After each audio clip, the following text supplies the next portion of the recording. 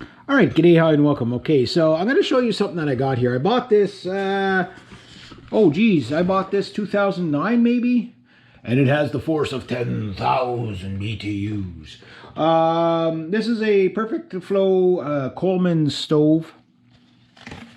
Doesn't matter what brand you get, there's all kinds. And it just hooks up to these little 16 ounce or 1 pound propane little canisters there. Some of those I heard you can refill. I always wondered if you could, and I've never had one refilled, but if you can, these things are about $7 a piece now, up here in Canadian dollars, because you got a just a variable, way to light it. This is piezo light, I believe. I kind of forget now. Hang on. I just got to sit in there, but. Or maybe either way, some of them have a piezo light, some of them don't. Yeah, I just don't want to engage the. Yeah, so yeah, it's got the safety on it, so you can see you go like that, and then you turn it. And the point is that these things are really handy. Obviously, you can cook off them. You do have to watch how much weight you put on there, because what happens, what I find with these is that if they're going for a long period of time and the pressure starts coming out of here and you have something really heavy on here, this will start to crush in. It'll start to actually move in on itself. That I have found. But I boil... how much heat is that? Well, if you're going to cook with this thing, I'll tell you this right now. You better be committed to the cooking session, because at any heat, this thing cooks fast. If you got a frying pan on there, it's at boil, like it's at fricassee right away. I've had, like, the tub I use is probably about, say, 2.5 feet by about 1.5 feet high, full of water. I have like some bricks and stuff holding it up, and I'll put bricks around it, make kind of like an area for this, and it sits maybe about that far off the bottom of this big tub that I boil full of water to boil my traps, and it'll do it within like 10-15 minutes. The water simmering within a half an hour. It's boiling. So this thing can produce a lot of heat, and that'll last for about 2, 3, 4 hours, whatever it is, depending on what unit you have and stuff like that. You can get up to 6 hours on the low, maybe 2 hours on the high.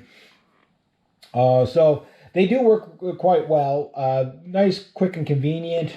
The bottom just pulls off, and you can pack it all away nice and neat. And again, you can vary the heat here. Very simple.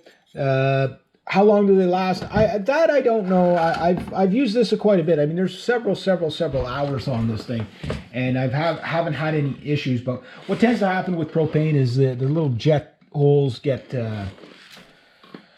clogged over time, and sometimes you can unplug them. Other times they just corrode, and you get a new one. But it's a cheap way to get heat. I used it at the moose camp a couple of years back when my dad and I went moose hunting. It was in the trailer, and I used it for heat because it was really damp. Whatever, we used it for heat. But the problem is that if you're going to use anything with an open flame, if you're going to use it in an enclosed area, you have to have good ventilation. That's why we used it, because the trailer that we were in, we'll just say it was quite well ventilated. So we felt safe enough to use it. And, you run it for a couple of hours at night just to kind of take the damp out of the place. But the other thing with propane heat is that propane condensates. So if it's already humid in wherever it is you're trying to heat up, it's going to be raining in there after the canister's done, because it condensates a lot. So that's kind of the catch-22 of it. But other than that, it's quick heat. It's a lot of heat. It's light. It's portable. A great prepper thing. It keeps it simple. If you're out camping, it's the poor man's barbecue. It's you want bacon and eggs in the morning. I mean, it's a good enough size that you can really cook quite a bit off of it and stuff like that. So you can use it for heat. You can use it for cooking. I predominantly use it for boiling traps, but if I'm camping with it, mainly for cooking. But I think I find that's the expensive and bulky way for like backpack camping. I wouldn't carry that with me unless it was like the fall or something like that, where you needed to warm up. And whatever it is. And obviously, too, you could do a lot of things with that. But a good bug out thing for people to have, because again, very useful. These things are cheap enough. You could stock up on them. I only got 3 left right now, but one point I got 6 for $1 a piece. I mean, it was $12 for a half dozen.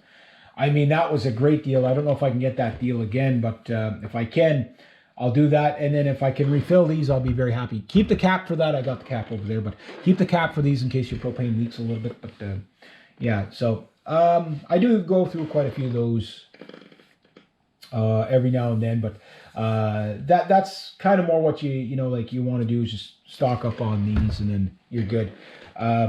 Yeah, there we go. So a very simple unit. You can compare one to the next. You can get different sizes of them. You can get smaller ones. You can get bigger ones.